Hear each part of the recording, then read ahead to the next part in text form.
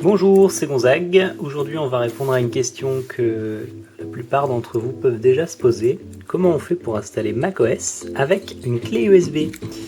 C'est assez simple et vous allez voir, ça prend quelques instants. Alors, bon, tout d'abord, il faut un PC depuis lequel vous allez installer l'image. Alors, un PC, un Mac. Là, il m'embête avec mon clavier. Et on va fermer ce qui ne sert pas. J'ai mon PC qui est là. Alors, avec un peu de chance, je peux brancher ma clé USB sur l'écran. Alors ici, elle a déjà ce qu'il faut dans le ventre, donc quand on la branche, Snow Leopard s'ouvre.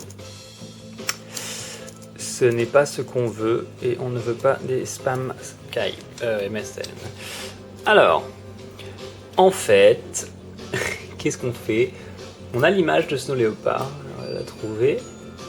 On va se la mettre sur le bureau. Elle est là. Donc ici j'ai mon image de Snow Leopard.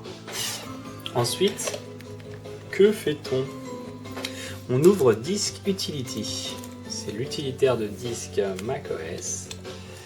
Alors j'ai tapé Deki, est-ce que ça marche pas? Vous tapez Disk, Zoo, vous ouvrez, et là vous avez votre clé USB. Voilà, en fait on choisit ici. Alors il faut qu'elle fasse une taille suffisante. Et en fait vous allez faire restaurer. Et alors source. Source, on est gentil, on fait un glisser-déposer de la source, le DMG.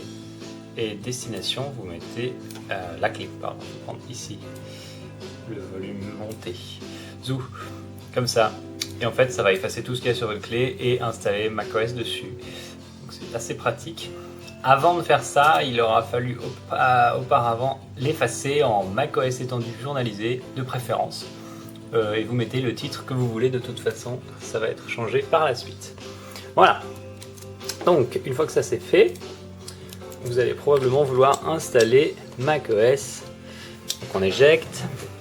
On peut tout faire sur la même machine, donc la machine que vous allez mettre à jour, vous pouvez vous en servir pour installer sur la clé le système d'exploitation. Que vous branchez ensuite dans un des ports de votre ordinateur. Ça va plus vite en USB, normalement, si vous avez une bonne clé USB, qu'avec le DVD. Donc, hop, installation macOS X. Et je suis d'accord, je suis content, je veux installer ici. Voilà, tout est bon. Installé, votre ordinateur n'est pas branché, mais il lui reste 5 heures d'autonomie, on s'en fout. Veuillez taper votre mot de passe. Alors. Non, le mot de passe n'est pas Gonzague. Pensez-y ça d'ailleurs. Récemment, je discutais avec des gens. On parlait de très rapidement de sécurité informatique. Et ils se rendaient compte qu'on pouvait casser leur mot de passe assez facilement parce qu'ils mettaient des choses devinable par n'importe qui. Donc évitez de mettre le nom de votre chien, le nom de votre maman, le nom de votre chérie. C'est pas la meilleure idée. Alors là l'image est pas très belle, peut-être parce que l'écran est un peu sombre. Mais macOS s'installe avec la clé USB, il dit 48 minutes, ça me paraît un petit peu long pour une install depuis la clé. Il se peut que ça soit une estimation faussé. Et en fait à partir de là, c'est simple, vous laissez tourner et le Mac va redémarrer et sera opérationnel sous Snow Leopard. Donc à la sortie de la version finale du système d'exploitation, si vous arrivez à vous faire une image DMG ou à vous en procurer une, vous pourrez faire pareil sur une clé USB et installer le système d'exploitation comme ça. C'est assez simple et c'est moins fragile qu'un DVD. Sinon, pour la plupart des gens, ce sera donc un bon DVD et la procédure est à peu près la même. On le met et puis on dit installer. Il y aura peut-être plus d'options à la sortie de la version finale. Je ne sais pas encore parce qu'on évoquait le fait que l'installateur a changé. pour éviter que les gens fassent des erreurs et effacent leur système d'exploitation précédent. Et qu'est-ce que j'ai oublié de mentionner?